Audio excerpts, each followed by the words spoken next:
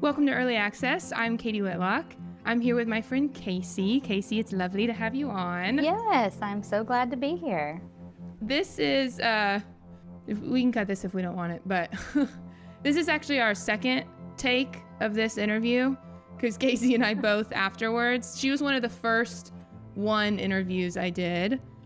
And then we listened to some other ones and we were like, we got to redo that because so many thoughts came up. Kayci and I are real life friends. We met in Suzanne Stabile's Enneagram cohort. Yeah. So we've known each other for 2 years now. A long time. Yeah. So long. A long time. That's like as old as any of my Enneagram friends are. So that's... Yes, yeah. Kayci, if you wouldn't mind, can you introduce yourself a little bit? So I am Kayci, and I live in northern Indiana. Tiny town, well, it's not tiny, but pretty small, called Goshen, Indiana. And it's pretty close to the Michigan border. And I am an executive assistant for a nonprofit organization, religious nonprofit here. And yeah, and I'm an Enneagram 1. So I feel like it fits pretty well because I keep things pretty organized. But your job is to keep things organized? Yeah, pretty much. Tell us how you got into the Enneagram, and tell us, I'm always interested if people knew their number right away or if it took them a little bit of time. Mm-hmm. Tell us about that a little bit. Yeah, so I was first introduced to the Enneagram in college, but only like peripherally, because some friends who were in a different major had to do it for class or something, and so they told me about it. So I really got into it probably about 8 or 9 years ago, 2016, 2017, when one of my friends really got into it and said, you need to learn about this or whatever. So I first thought I was 2 because I took a test and found out that I was a 2, maybe with a 1 wing. And so I really, like, some part of me identified with that 1, but I didn't think it was like my entire identity, like who I was. I was like, yeah, I can be pretty organized sometimes, and like some of these things resonate, but I don't think that's me. And it wasn't, I don't know how long I operated as if I was a 2, but then like a couple years into it, I was reading The Road Back to You, I think, or just like doing some self-reflecting more, and it just, something clicked, and I was like, no, I'm definitely a 1. Like, I can't fight it anymore. That's definitely who I am. Yeah, I did not want to be a 1, but it was like a light bulb going on, like, oh yeah, this is What were the parts that, do you remember, that made you say, oh, just kidding, I'm definitely this? And then what were the parts that made you not want to be a 1? I don't remember what made that like switch happen. I do, like, I really remember that it just didn't sound like fun. I was like, this sounds like the worst person. Yeah. Like, why would I want to be this strict, like, tight ass? Like, I don't, like, that's not who I am. I don't feel like I'm that way. So yeah, I just, but I think maybe a little bit of the critical, like, self-talk might have resonated with me, or just like realizing that I take things really seriously, or I'm really hard on myself. I don't know. I don't know if I like put that together at that point, but yeah, that's been something that I've resonated with over the years. So do you, because I think this is actually pretty common, I think especially for women, to kind of waffle between 1 and 2. Do you have any thoughts on, because they are right next to each other, and I think when we describe 1 and 2s, they sound so different, but like I said, they're right next to each other on the Enneagram. That means that they can look very similar in a lot of ways.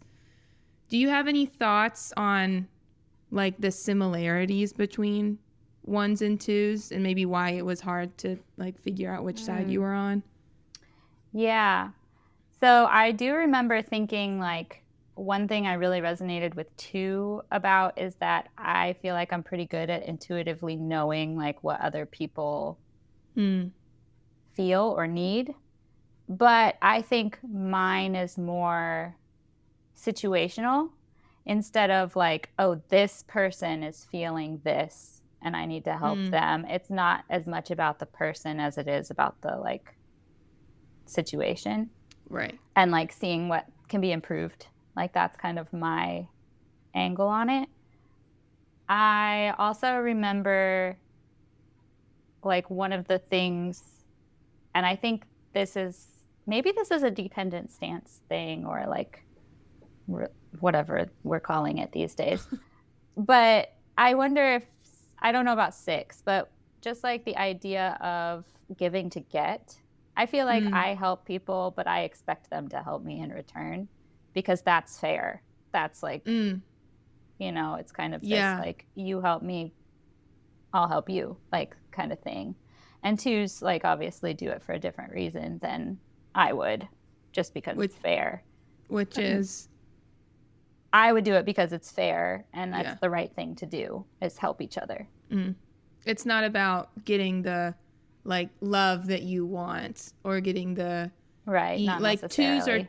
twos are trying to create an image of who they are. They don't know who they are until they love you and then you love them back, right? And that lets them know that they're a person worthy of being loved. Right.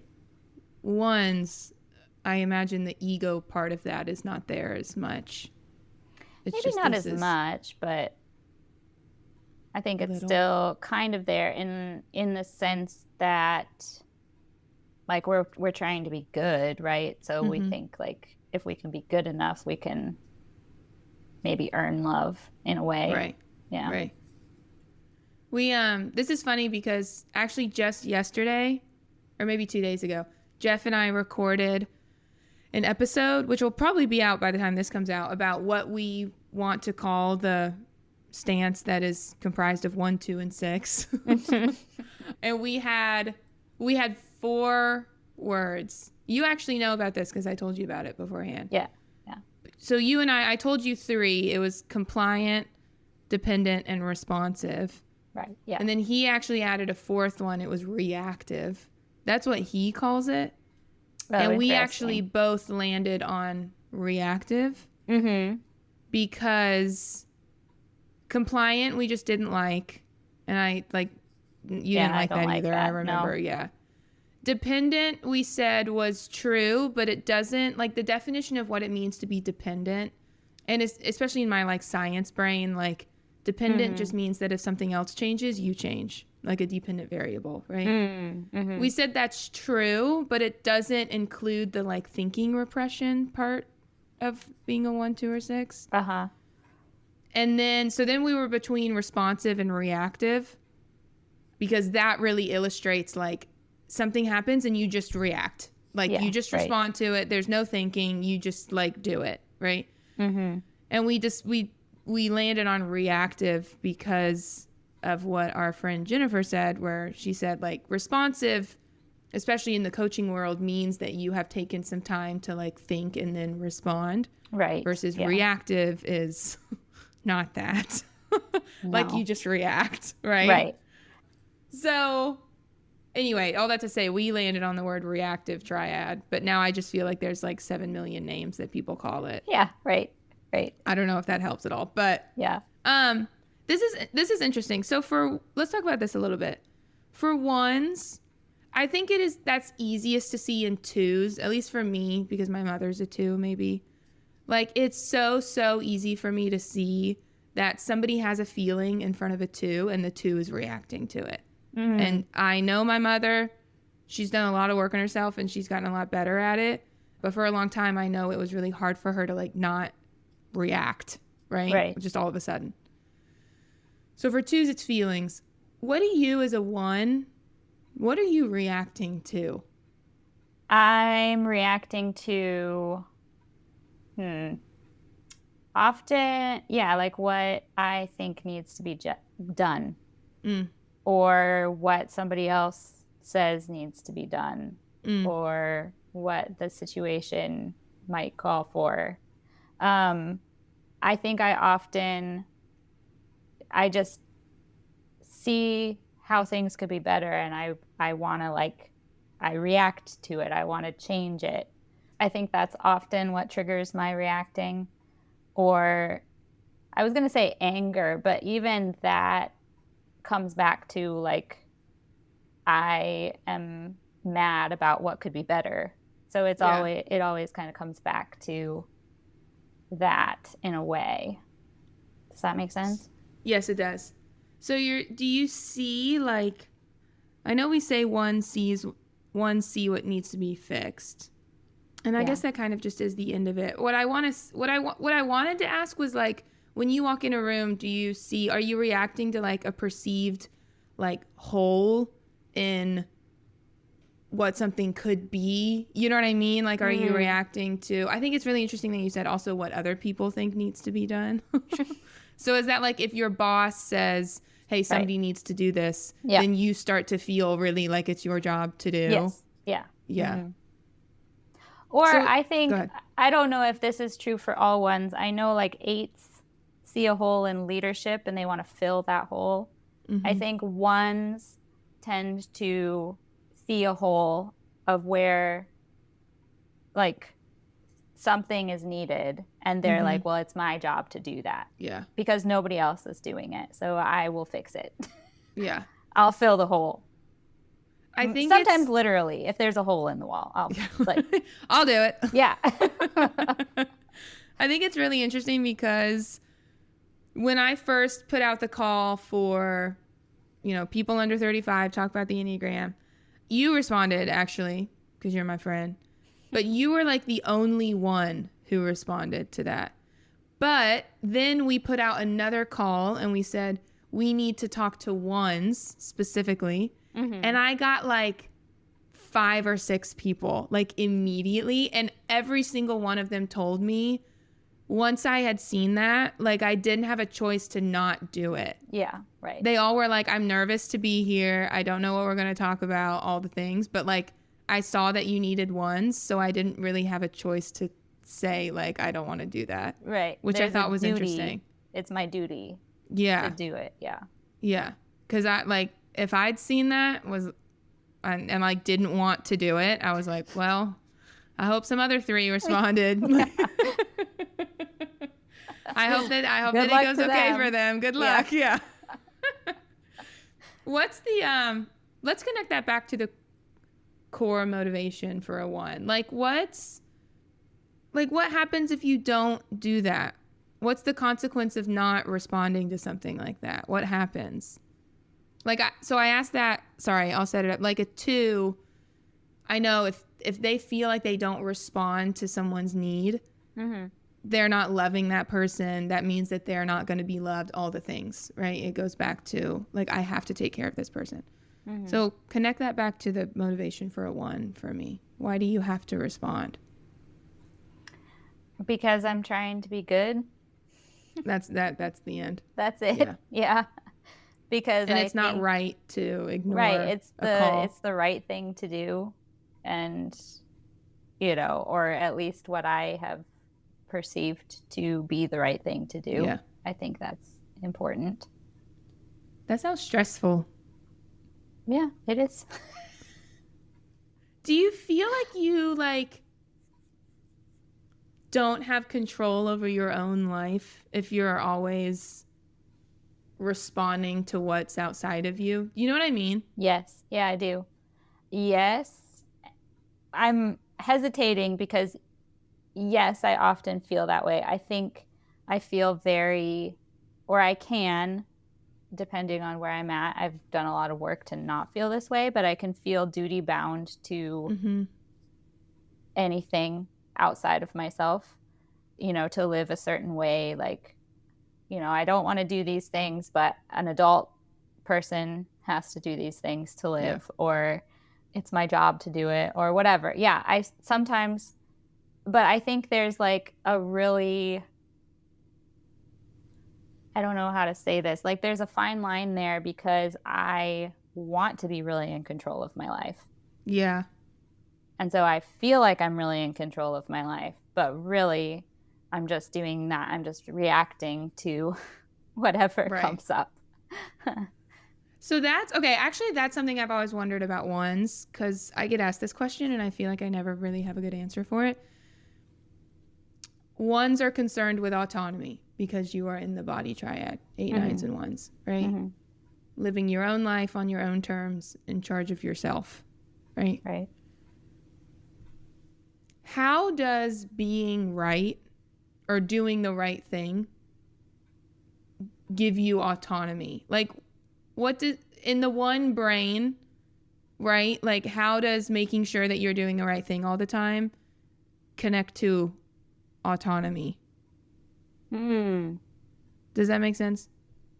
Yeah, it's a really hard question. And I don't even know if I know the answer. So 8s, that it makes sense to me. I can see where 8s are getting autonomy all the time, right? That's their whole thing.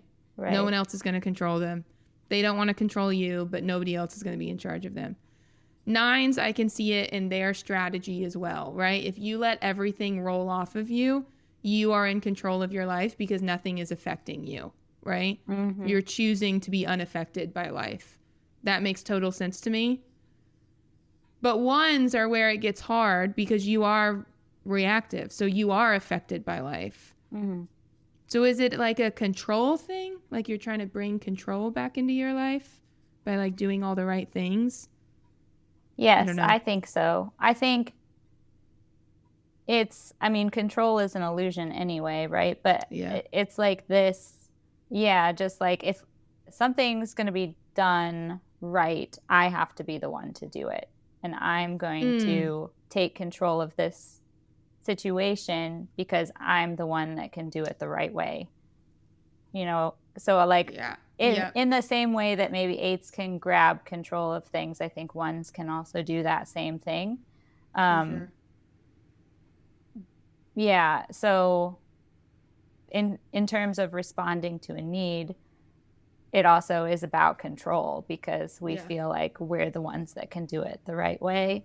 And so I'm going to take control of this because, it's something that I know I can do well, and I don't trust these other people to get it done in the way I would do it. Yeah. It's sort of like a chicken or the egg thing. Like what comes first, the reactiveness or the autonomy or the need for autonomy? Yeah. I don't know. Like if you're going to be reactive, which you are as a 1, right? If you're going to be in this stance, but you're also worried about being able to make your own decisions, it makes perfect sense for you to want to be the one to do everything. Right. Yeah. Because I have no choice but to react. Given that I have no choice, I want to do it my way. Right. Exactly. Yeah. Okay, so that gets into one of the 2 things we wanted to talk about. So for anyone listening, Kayci and I had 2 topics that we wanted to talk about this time that we didn't talk about last time. One of them was responsive doing, which is actually kind of what we're talking about right now. Yeah. So maybe we can say more about that. But the other one was, the more I talk to 1s, the more I see this kind of contradiction in 1s, or at least in between how we talk about 1s and how 1s actually talk about themselves. And that contradiction is that we set up 1s as these really rigid people who know the difference between right and wrong, and they always want to do the right thing. And their moral code comes from inside them. It's just something they know, all the things. But it's like very, very inflexible, right? But then when I talk to 1s, I hear all the time, I don't know what the right thing to do is. Like I'm trying to figure out what it means to be right, what it is to live a correct life, all the things. So there's this contradiction of like, how are you inflexible? Because that is true about 1s at times, right? I don't think it's true all the time, but it is true sometimes 1s can be inflexible. But then also struggle with, I don't know the right thing to do, right? Because it seems like if you really didn't know, you would be open to a different way of doing things, right? But that's not really true. So I don't know. Do you have any thoughts about that? Yeah. That was very open-ended, but do you have any thoughts about that? Yes. Yeah, I think I do. Yeah.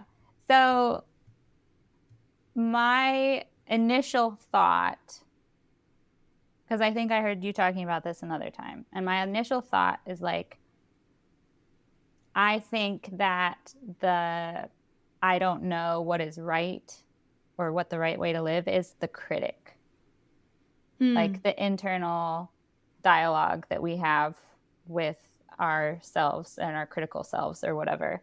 Because my experience is that I often have an intuitive sense of what I feel the right action, the right whatever is in any situation.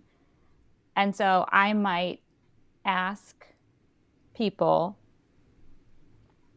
and in quotes, ask people like, say, hey, I have this situation. Like, and I probably would do a leading question like, this is what I think.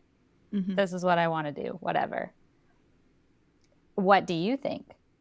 But I don't really want to know what they think because I want affirmation. I want affirmation. I want them to say, you are doing the right thing. That is good. That is correct.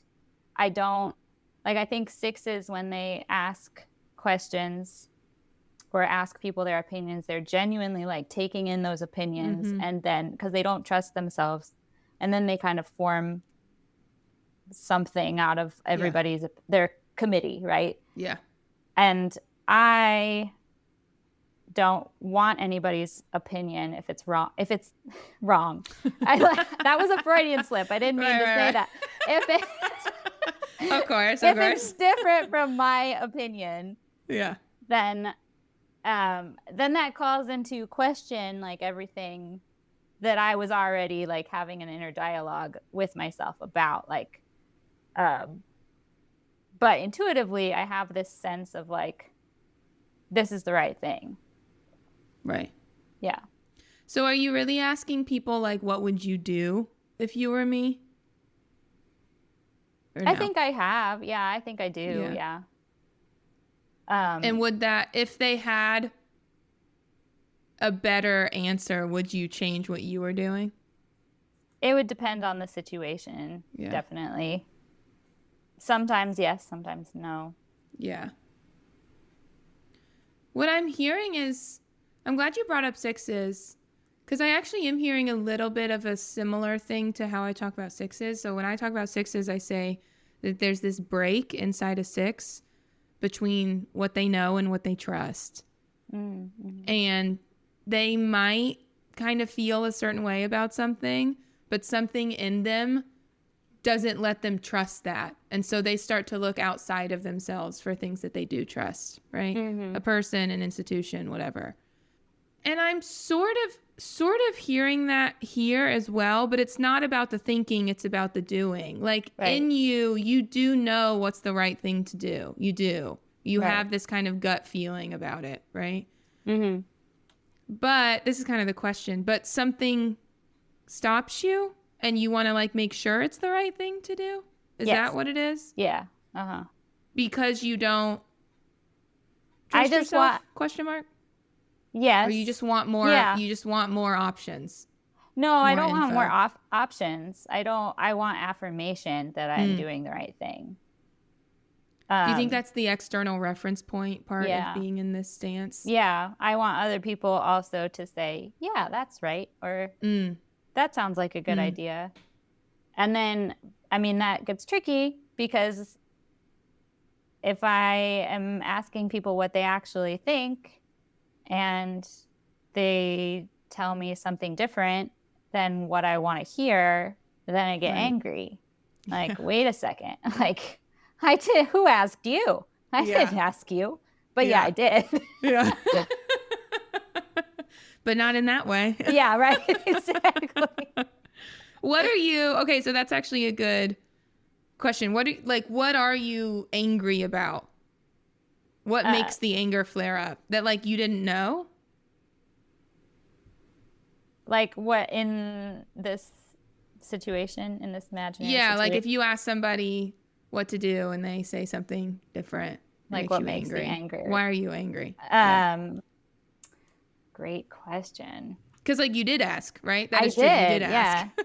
Well, they're not telling me what I want to hear. And Mm. so that's what makes me angry. Does Or it make you like, angry because you can't trust you? Like, I guess I'm bringing it back to like, yeah, why does that make you angry? I don't know. It doesn't make me angry necessarily. Like externally, yes, I would be irritated like at them. But I Mm-hmm. think it's more like an internal Mm-hmm. anger at myself for maybe like, oh, well, this proves I should be doing something Mm. differently than my intuition is telling me that I should do. Yeah, that's what I was wondering. Because Yeah. I think when we talk about the body triad, a lot of times we talk about anger as the emotion you feel when your autonomy is taken from you. Mm-hmm.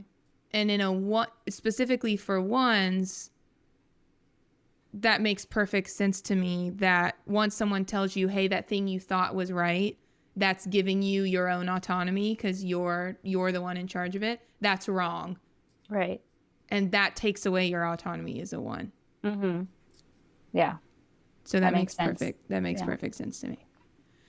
I think to put it back in Enneagram terms, I think the contradiction I was seeing in ones or do see in ones is because it would be really hard to be a body number and in your body and in your gut feel a certain way and then be externally referenced Yeah. because you're in the reactive stance or responsive, Mm-hmm. whatever.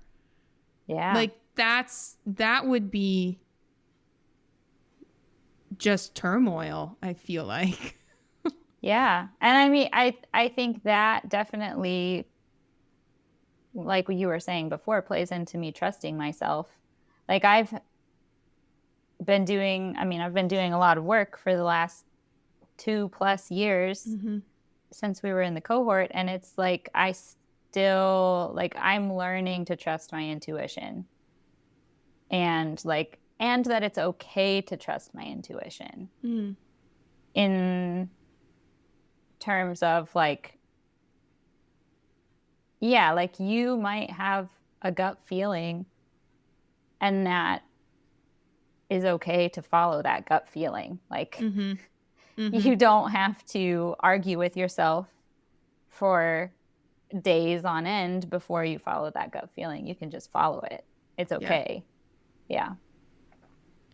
Is that the do you think that's what it feels like for a one to bring up thinking, right? Because you're thinking repressed. Like, does that feel to you like you're bringing up like logic and thinking and objectivity and stuff, Yeah. Mm-hmm. not needing to look for affirmation? Right. Yeah. This is fascinating.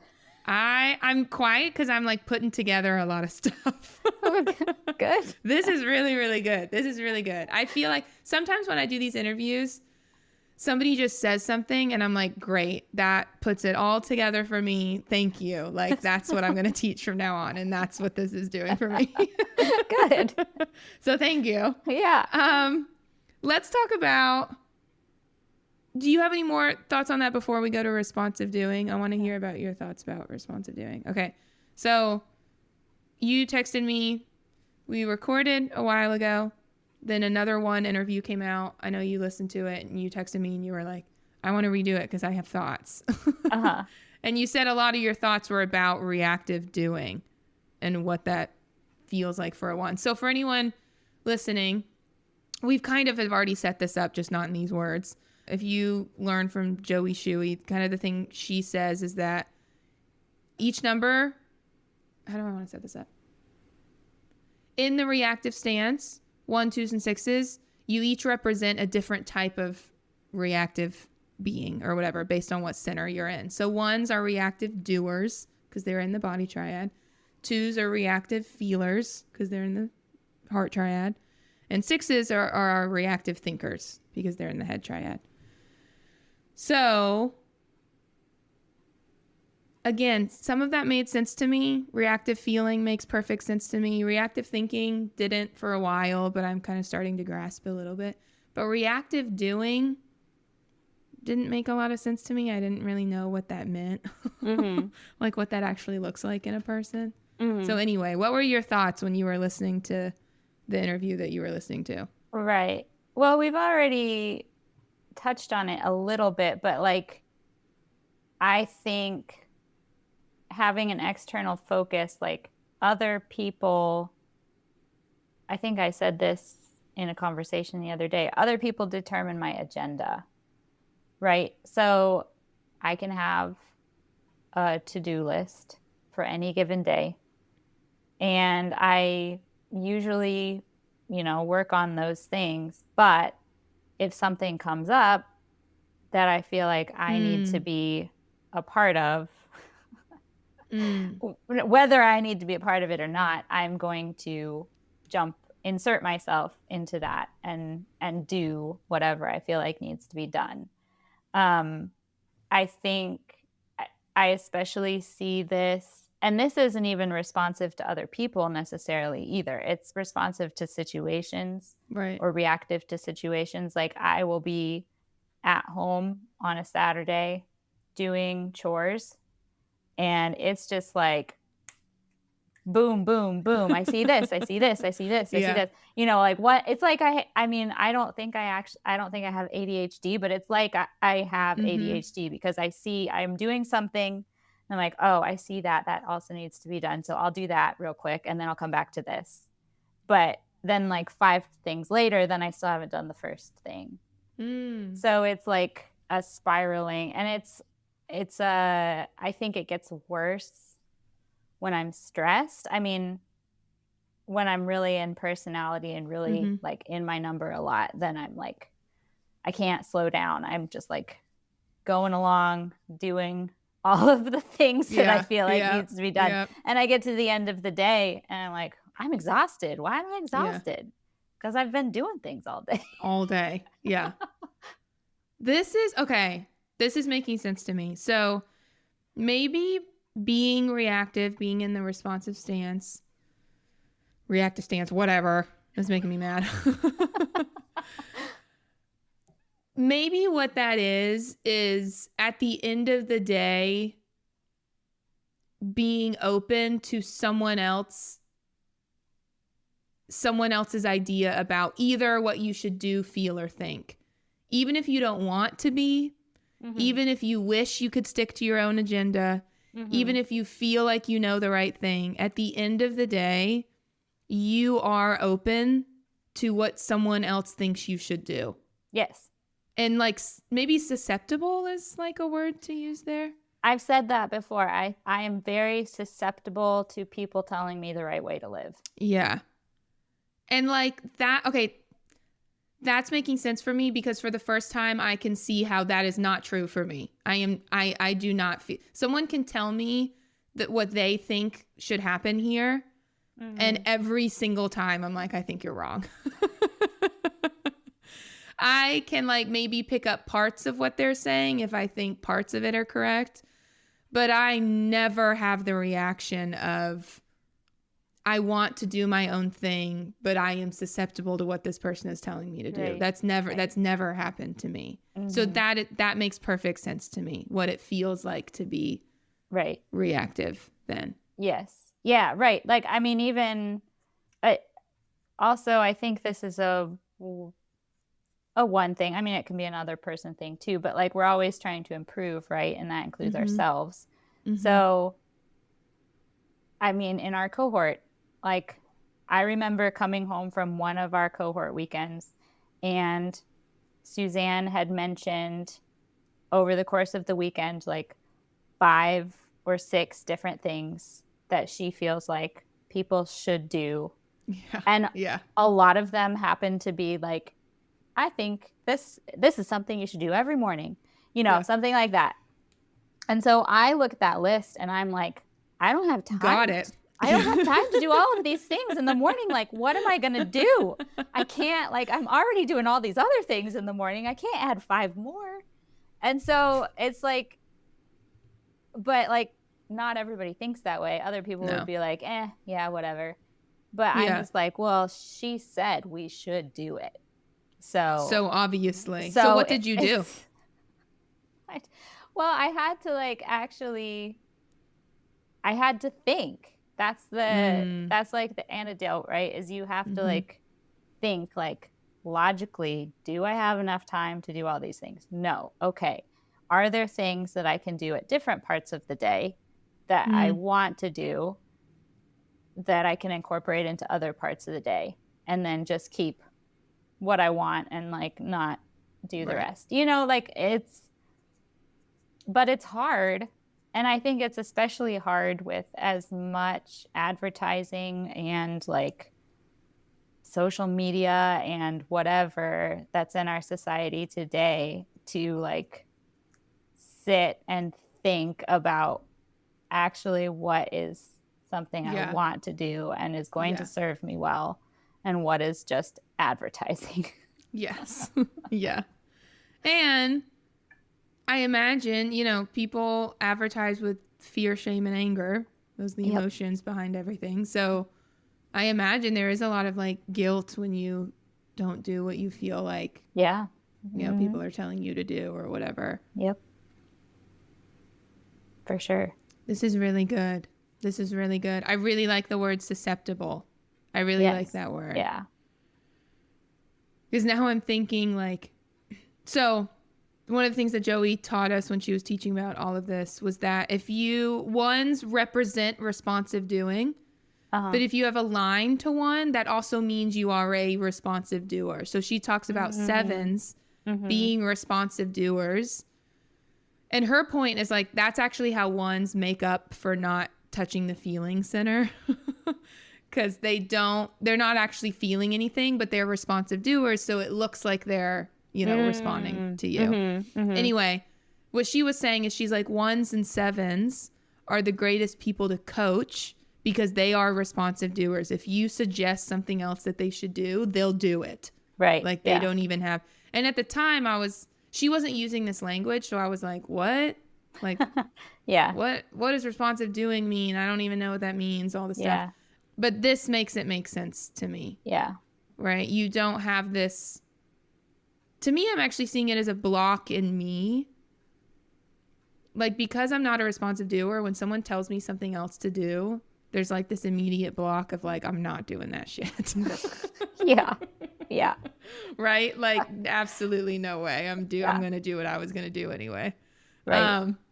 So again, the best thing about you is the worst thing about you. Yes, right? I imagine this is hard a lot of the times, but I bet it makes you a good friend. I bet it makes you a good employee. All the things. Right. Now, I was going to say something about that. In terms of like, I think responsive doing can lead to a lot of resentment also. Okay, talk about that. Like if I am told, especially I think I would say this at work, but other places too. Like if I get, like if I'm coached or if somebody's like suggesting things to do that I don't actually want to do, but they've told me that I should do them, right? Then I will do it, but I won't be happy about it. And that leads to a lot of like built up resentment and anger toward that person, because why should I have to do this? But I'm like dutifully doing it. But I am. Yeah. I'm not like pushing back and saying, no, I'm not going to do that. I just keep doing it because I was told to. So that's like a growth point that I've really had to like recognize. And not that I'm like telling people no a lot of times still, but I recognize that I'm like, at least that's my fault. Holding on to the resentment. So, and I also wonder, like, resentment is a manifestation of anger, right? And so if this person basically is representing like the thing that's taking your autonomy away, because they keep giving you things to do and you don't have an option to not do it. but you Right. don't want to have to do it. So now you're angry. Right. Like, I imagine that's all connected too. Yeah. Mm-hmm. Does resentment feel, let's talk about the difference between anger and resentment. Does resentment, so the way I just set that up, resentment feels very pointed towards like a thing or a person or like a specific thing that is taking your autonomy away. Right. Whereas maybe anger is more general. I don't know. What does it feel like the difference between just being angry versus being resentful is for you? Mm-hmm. I think resentment happens actually when I was going to say when I don't get angry, but like that's not the right way to say it. But it's like when I hold the anger in instead of like just recognizing like I'm angry. Mm-hmm. And I think of resentment as like kind of a ticking time bomb. It's like I get real self-righteous. I'm like, wow, it must be really nice for you to not do your job so I can do it instead. Or, whatever. Yeah, no, like, literally. Yeah. yeah, like I'm doing a really great job. Good job, me. And you're not. And like that must be nice to not care. Yeah. So it's like that simmering like self-righteousness that can just build up inside you like when you're not even thinking about it. Mm-hmm. And how can people know that you're starting to become resentful? Like, what words do you use other than anger? Because you're not going to use anger because you're not recognizing it as anger, right? So how do you start to talk when you get resentful? Frustrated. Like, oh, I'm just frustrated. Irritated, I would say. Yeah, I don't know if there's another word that I would use. That's good. Yeah. I've heard people say like, oh, I'm just tired today. Or I'm just, yeah. But I do think frustrated and irritated are good. Mm-hmm. Why do those feel better than anger? Like, to me, those are both, like, it's all the same, right? Right. To admit that you're frustrated is like the same as admitting you're angry. So why does saying frustrated and irritated feel better than just saying that you're angry? Mm-hmm. I don't know. I've never really thought about that before. I think they all do kind of feel like the same thing to me. But like for me, like frustrated and irritated feels more like specific. Like anger is like a broad thing. Yeah. And so I don't know. I don't really know if I have an aversion to saying I'm angry or if I'm just trying to be more specific. Yeah. Does it feel like, because sometimes I wonder if this is like a gender thing too, or at least just an upbringing thing. Like, I think sometimes saying, oh, I'm just a little irritated at, today, or just this one little thing feels better than saying, yeah, I'm pissed. Yeah. Right. Like, if you're not allowed to be angry, just saying, oh, I'm a little frustrated today. Yeah, right. Is a little more like socially acceptable, I guess. Right.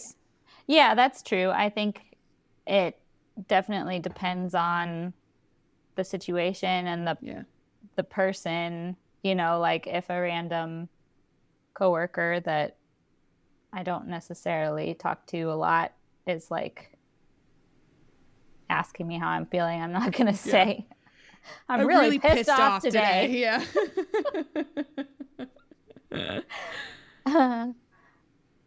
That's funny. Yeah. Okay. Here's my before we get to the last question, I want to hear what you think about this. So I was talking to another one. I don't know if her interview will be out before this comes out. I don't know what order they'll be in. But she was saying that this is something completely unrelated to what we've been talking about. Okay. I just want to get your thoughts on it. Okay. She says ones see in systems. So, and what she means by that is like, if she sees a problem that needs to be fixed, it's not just this one problem. It's that this is a problem because this bigger thing is a problem. And that's a problem because this system as a whole is broken. And the system as a whole is broken because we live in a country where it's all blah, blah, blah. And it like goes up and up and up and up. So sometimes it also feels like problems are impossible to solve because it's not just this one thing. Like it's everything, right? We have a one friend who was in our cohort who's a doctor, and she'll say like, I feel like I need to fix the entire medical system. And it feels like it's my job. Like it doesn't, right? Like all of it feels like my job, and I feel like I need to fix all of it. I can't just fix little parts of it. Do you relate to that? Would you say that you see in systems like that? What does that feel like? Yes, I would. I definitely relate to that. I don't know that I would have like attributed that to being a one thing. But I definitely, yeah, I think, or I see things in systems, and like it's easy to take all of that on as like a personal mission, or like, but I think, and I wonder if this is kind of like a little bit of stress that I hear a lot of like stress number in that, like, because I know when I go to 4, I really spiral into, I can't fix anything because look at the big problem, right? Like this is a problem because this is a problem because this is a problem. And there's no way that I can fix the whole world. So I can't obviously fix the thing that's right in front of me. Yeah. So it's like, I think that's a little bit of it. I also actually was just talking to, and this doesn't have anything to do with systems, but I just thought of it. So sorry. That's fine. I was just talking to 2 of our friends who are in the cohort who are both ones. And it was like looking in a mirror of myself in like 20 years. And I love them both. But they were like, we were talking about how often we get caught up on not wanting to start the thing because we want to be able to do it well. And so it feels very overwhelming to start the thing if we can't finish it well. And so we don't even start. And so that's what I hear when I'm thinking in systems, because like often if I'm in a bad place, like it feels like I can't even start this little, like fixing this little problem because look at all of these other things that I can't fix. And so what is it going to do for me to just like do this one little thing when there's this big system? Yeah. That's a lot. Yeah. That would be hard to live with. It is a lot. Yeah. I think that's interesting because like in my 3 brain, it's so fascinating.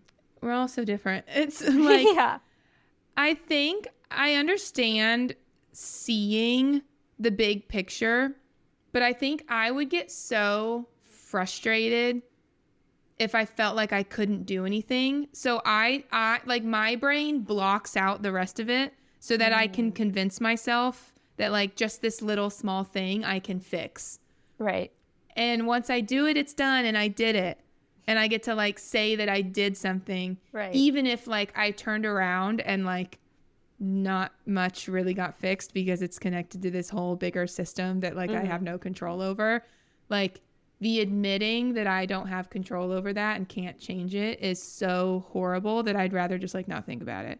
Right. So I'd rather just block it out and not think about it and just do this one little thing.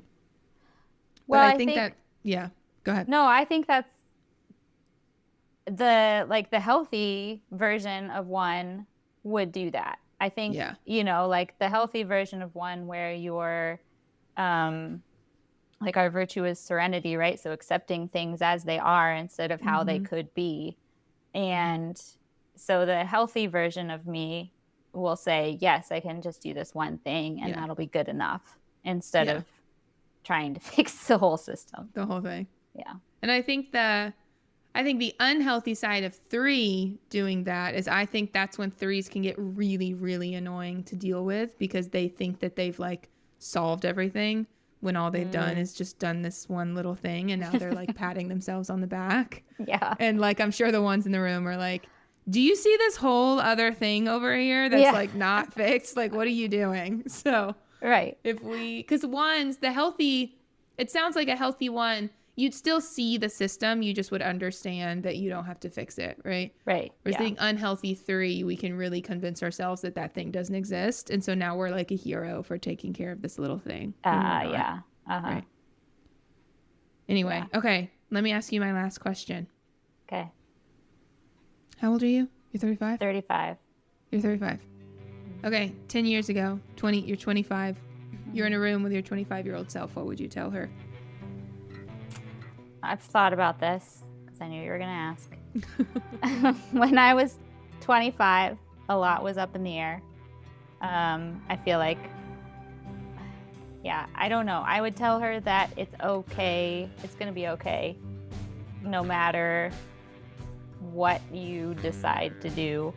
You know, like, it's not possible to like not make any mistakes. There's not one right way to live. Like, it'll be okay. And when I was 25, I was trying to figure out like career stuff and like all these big systems and big picture things. And I think I would just tell her to do the next right thing. I think that's great. Do you think you would have listened? Probably not. Been like, okay. Yeah, right. Like, what do you know? Because some people are like, no, I do think I would have listened. And other people, like, I know me 10 years ago, I would have been like, girl, get out of my face. Yeah, right. Right. You know? But yeah, I think that's great. I think that's lovely. Thank you, Kayci, for being here. Thank you for coming back. Thank you. Yeah. This was great. This put together a lot of things for me. Yeah. It was lovely. See ya.